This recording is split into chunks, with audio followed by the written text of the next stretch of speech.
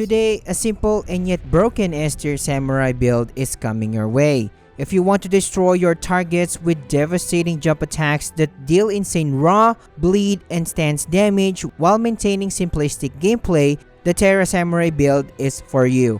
I am the Samurai and I'll be guiding you on how to maximize this Samurai build, state the pros and cons that this build has, so ultimately this guide will help you decide if you want to go for this build.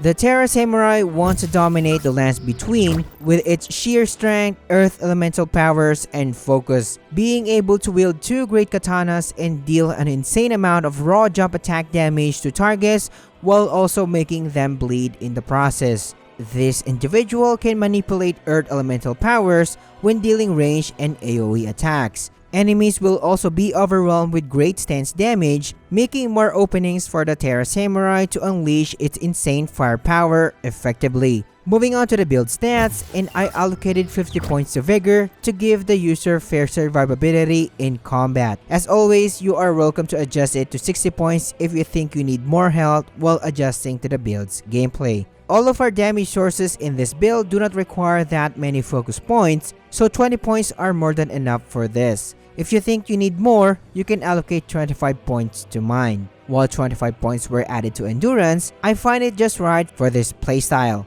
Strength, Dexterity, and Arcane are going to be our main offensive stats for this build, allocating 46 to Strength, 45 to Dexterity, and 45 to Arcane. While 38 points were added to Fate, so we can cast our key buffs and offensive incantations later on.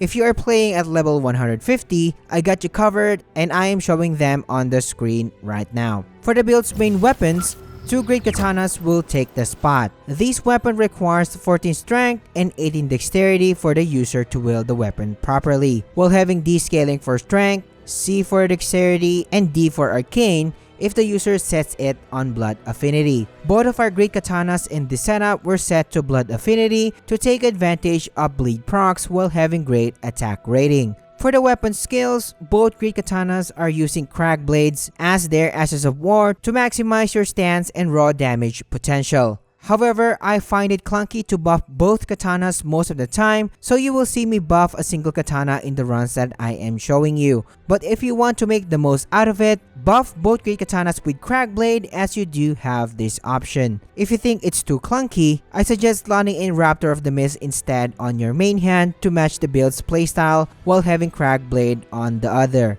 Going back to Crag Blade, pressing L2 once will let the user buff his or her weapon with 15% additional raw damage and additional stance damage. And also, it will have this cool looking earth coating as well. Moving on to the build's secondary weapon, and I am using the Claw Mark Seal to be able to cast our key buffs and offensive incantations later on. Following up with suggested spells, and for the first one on the list is of course our Flame Grant Me Strength incantation for the additional 20% physical attack boost and stamina recovery buff. The second buff on the list is of course Golden Vow. This buff increases overall damage by 15% and adds 10% damage negation, which is very helpful for this build. Since we do have decent fate stat in this build, I suggest slotting in Blessing of the Erdtree as well to have 12 HP regen per second and to drastically slows down the blood-sucking crack tier's HP loss per second. Since our build revolves around Earth Elemental theme, slotting in Storm of Gurranq is suggested.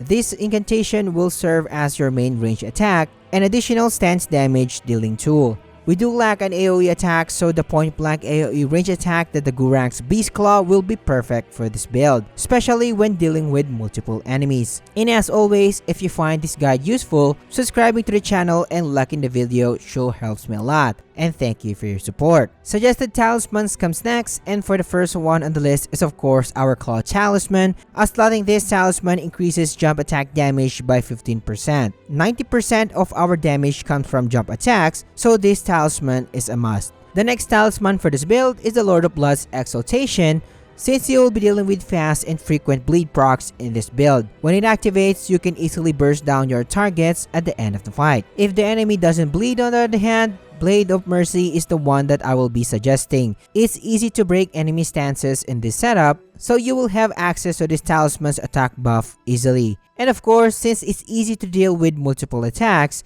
slotting in Rotting Wing Sword Insignia to further increase your damage. This setup is a stamina hungry build, so slotting in 2-headed turtle talisman would be beneficial for this build.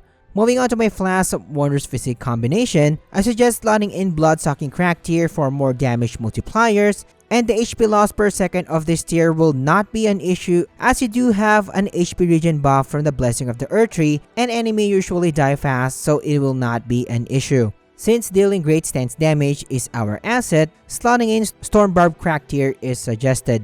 For the Great Runes on the other hand, I suggest slotting in Godric's Great Rune for the additional 5 stats across the board. Moving on to the Terra Samurai's armor set. I'm going for this nature samurai theme, so I equipped the Iron Casa for the headpiece, Gravebird's Black Quill armor for the additional 10% jump attack damage it provides, Ronin gauntlets, and lastly, Bandit boost for the leg piece. It's time for the build's pros and cons, and starting with pros first. The first one on the list is of course the insane damage output of this build. Your jump attacks will be hitting so hard in this setup. Not only that you do have an insane raw firepower, but you will be scoring bleed procs as well in the process after performing 2 to 3 jump attacks.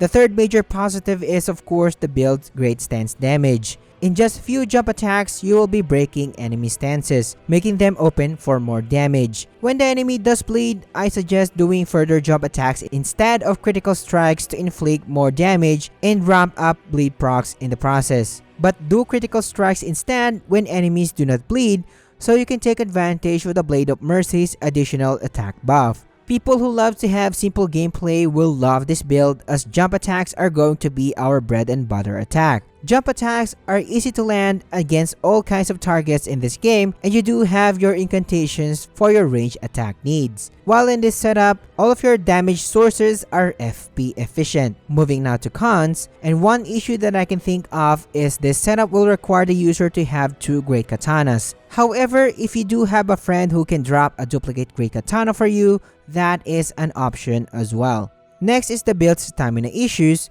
as pulling off consecutive jump attacks will drain your whole stamina quickly, so keep this in mind. While you will be doing a lot of jump attacks in this setup, other players may find its gameplay repetitive in the long run. This is also the reason why I slotted Bestial Incantation to add flavor to the build. This build can deal immense damage and bleed procs, meaning you can trivialize most of the bosses in the game. Adding insult to injury is the mentioned stance damage, so no wonder fights are going to be easy as hell. The Terra Samurai is yet another S tier build in my lineup for obvious reasons.